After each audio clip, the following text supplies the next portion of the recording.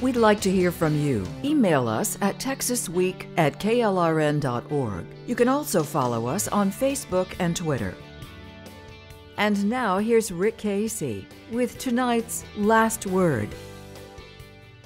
Earlier tonight, we heard two sides of the controversy surrounding a City Hall plan to change a massive drainage project approved by voters 4 years ago.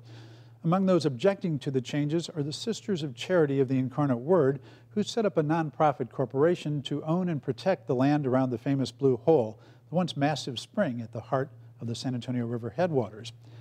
There's something City Manager Cheryl Scully and City Council should know about those Incarnate Word nuns. They're tough. Those with long memories recall how they helped change the course of the McAllister Freeway. Those with longer memories recall what they did to George Brackenridge. A century ago, Brackenridge was one of the wealthiest and most powerful men in San Antonio. He headed a prosperous bank. A number of times he bailed out city officials when they needed a loan to cover their bills until more tax revenues came in. He donated the land that is now Brackenridge Park.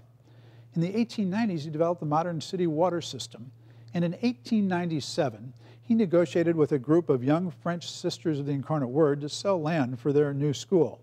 They wanted only 15 acres, but he held firm that they must buy all 280 acres, including his magnificent home and the land around the Blue Hole, at the then hefty price of $120,000.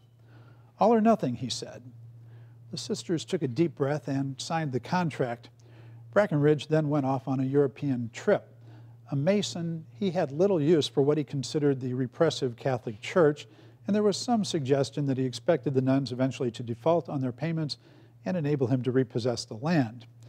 Now, Brackenridge was an educated man, a Harvard graduate with a fine library. So when he returned from Europe, he sent workers to retrieve that library from his home. But the nuns refused to relinquish the books. The contract of sale, they argued, said that they bought the whole property, and that included the books. Brackenridge fumed, but the nuns won. And those books became the foundation of the new school's library. So a word to City Hall: cross these nuns at your peril. And that's it for Texas Week. See you next Friday. Good night.